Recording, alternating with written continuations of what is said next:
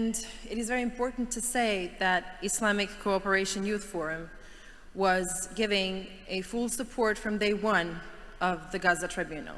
Its full support made all of this happen, and it was crucial to achieve everything that Gaza Tribunal has achieved during the lasting of this project. So now I'm calling His Excellency Mr. Taha Ayhan. He is the President of the ICYF.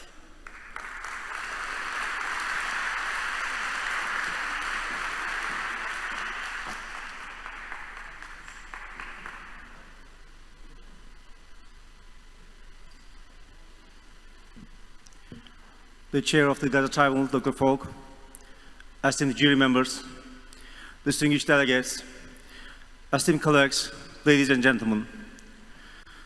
As we come to the end of this important gathering, we stand together at a moment that requires both reflection and determination. Over the past 4 days, the Gaza Tribunal has revealed painful realities about the situation in Gaza, in Palestine. It has shown the lack of accountability, the weakness of the failed international system, and the deep injustice faced by the people who continue to live under occupation, oppression, and aggression. ICYF, Islamic Cooperation Youth Forum, as an international youth organization affiliated with the Organization of Islamic Cooperation, is honored to have served as a logistic supporter of this significant global initiative.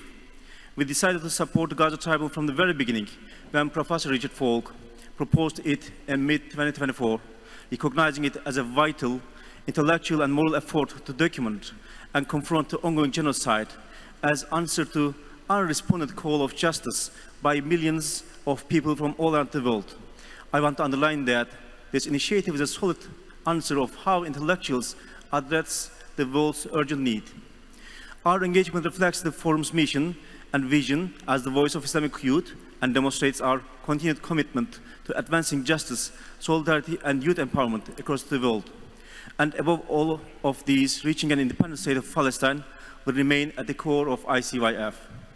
In fact, the Gaza Tribunal final session once more proved that, as humanity, without seeing the end of occupation on Palestine and having an independent Palestine state, none of our other problems also will be seized, since this is at the center of all of our current problems. Recent reports remind us that this is not a matter of the past, but an ongoing tragedy. In the Gaza Strip alone, according to most optimistic estimations, since the beginning of the Israeli aggression, starting from the 9th of October 2023, more than 60,000 civilians have lost their lives and nearly 200,000 have been injured. And millions, around 2 million people have been displaced. Thousands remain missing while the destruction of homes, hospitals, and schools continues. Honestly, it was obvious that in Gaza there are only two sides. The ones fight for the humanity, human dignity, and then the others.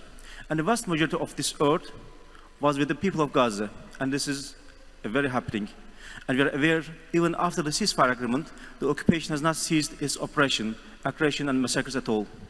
At this point, I want to express my personal heartfelt thanks to His Excellency Honorable Erdogan, the President of the Republic of Turkey, for putting too many efforts on reaching this ceasefire to give a long-deserved breath to Gazan people while keeping occupation out of the table, which would be another disgrace to these heroes of humanity. I also highlight the fact that the former US administration has fallen short to show enough efforts to reach such as ceasefire agreements that could have been reached 1.5 years ago with the same conditions. Since its establishment, the Gaza Tribunal has served as a moral and legal platform to expose the scale of suffering, to highlight the failure of global institutions, and to remind us that the silence and inaction only deepen the injustice. The uniqueness of the Gaza Tribunal lays on the composition of it. The tribunal operates totally independent from all kinds of political and financial influences of any third party, while the huge detail quality judicial work of Chamber 1, with the second chamber, is focused on which moral and ethical grounds, how the humanity finds itself watching a genocide online for 2 years long and without any ability to stop it. And the chamber, third, delved into the fact that even though vast majority of Earth are against genocide, how democratic mechanisms for passing governments are functionless, and the foundations of how this online genocide has affected our moral and ethical values. Its earlier sessions were held in London and Sarajevo, among New York event and Istanbul press conferences, before concluding here in Istanbul. And as an Istanbuler, I am both proud and moved to see this beloved city, is the host of this historical moment. Hosting this final session here holds special meaning, since it's a global center of conscience whose people have long stood for an independent and sovereign Palestine state. This tribunal, often described as a court of conscience or people's tribunal, has heard testimonies from more than 150 witnesses and created a valuable moral and legal record that will serve as a reference for justice and accountability efforts worldwide. At the Islamic Cooperation Youth Forum, we believe that youth across the Islamic world, including the brave young people of Palestine, must not only observe these events but lead the way in building solutions. In October 2023, the ICYF Executive Board firmly condemned the continuing military aggression against the Palestinian people. And this tribunal should not be seen as an ending today. After having the final verdict of the tribunal today, in this final session of the Gaza Tribunal, now the real job is starting for everyone. As humanity, now we have a verdict in our hand to persuade all the decision makers and the lawmakers and the judges all around the world to implement this statement. We now have a duty to bring all the genociders and their accomplices and their whitewashers in front of the justice. We now have a duty to demand for justice as one voice until the justice is served for everyone and each one. We have a duty to remember the names of the victims of this genocide and honor them and make the future generations know about them and prevent the occupation and their accomplices and their global propaganda machine to make them forgotten. It must be the beginning of a stronger and lasting engagement. The testimonies shared here must turn into policies, and the reports written here must turn into real action. The voice of Palestinian youth must be heard not only in conferences, but in the rebuilding of their society and shaping their destiny.